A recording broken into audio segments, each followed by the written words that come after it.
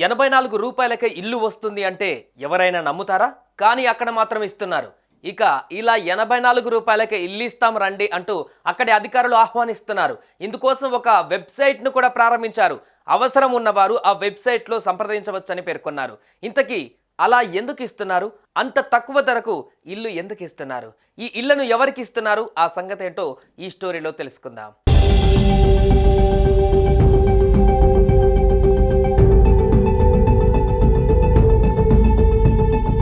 ఇటీవల జరిగిన అమెరికా అధ్యక్ష ఎన్నికలలో రిపబ్లికన్ పార్టీ గెలిచి తదుపరి అధ్యక్షుడిగా డొనాల్డ్ ట్రంప్ ఎన్నికయ్యారు. అయితే చాలా మంది మళ్ళీ అమెరికా అధ్యక్షుడిగా డొనాల్డ్ ట్రంప్ పగ్గాలు చేపడుతుండడం పట్ల తీవ్ర ఆందోళన వ్యక్తం చేస్తున్నారు. ఇక మరికొందరైతే అమెరికా అధ్యక్ష పదవిలో డొనాల్డ్ ట్రంప్ కూర్చోగానే తాము అమెరికా వదిలి ఇతర దేశాలకు వెళ్ళిపోతామంటూ పేర్కొంటున్నారు. ఈ నేపథ్యంలోనే ఇలా అమెరికా నుంచి వలస వెళ్లేవారే లక్ష్యంగా ఇటాలియన్ ద్వీపంలోని ఒక గ్రామం ఆకర్షిస్తోంది. తమ గ్రామానికి వస్తే $1కే ఇల్లు ఇస్తామని బంపర్ ఆఫర్ ప్రకటించింది.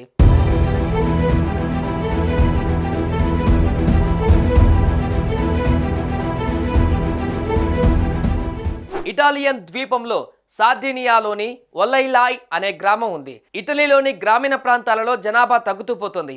ఈ క్రమంలోనే కొన్ని ప్రాంతాలు అంతరించే దశకు వచ్చాయంటే పరిస్థితి ఎలా ఉందో అర్థం చేసుకోవచ్చు. ఈ నేపథ్యంలో ఒలైలాయ్ గ్రామం ఈ వినూత్న ఆఫర్తో ముందుకు వచ్చింది. అమెరికా అధ్యక్ష ఎన్నికలలో డొనాల్డ్ ట్రంప్ గెలుపుతో తీవ్ర నిరాశ చెందిన అమెరికన్లను ఆకర్షించే పనిలో పడింది. ఎవరైనా తమ గ్రామానికి వస్తే వారికి $1కే అంటే మన భారత కరెన్సీలో కేవలం రూ. 84కే ఇంటిని అందిస్తామని హామీ ఇస్తుంది. ఒల్లులాయ్ గ్రామం తీవ్రమైన జనాభా కొరతను ఎదుర్కొంటున్న నేపథ్యంలోనే బయట నుంచి వలస వచ్చేవారని ఆకర్షించడానికి అనేక ప్రయత్నాలు చేస్తుంది. అందులో భాగంగానే ఆ గ్రామంలో శిథిలావస్థకు చేరిన ఇళ్లను కేవలం $1 ధరకే విక్రయిస్తోంది. దీనివల్ల జనాభా పెరిగే అవకాశాలు ఉన్నాయని భావిస్తోంది.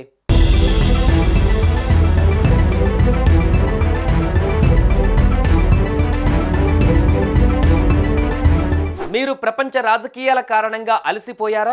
కొత్త అవకాశాలను పొందుతూ మరింత సమతుల్య జీవన శైలిని స్వీకరించాలని చూస్తున్నారా అంటూ ఆ వెబ్సైట్ అమెరికన్ల దృష్టిని ఆకర్షిస్తుంది.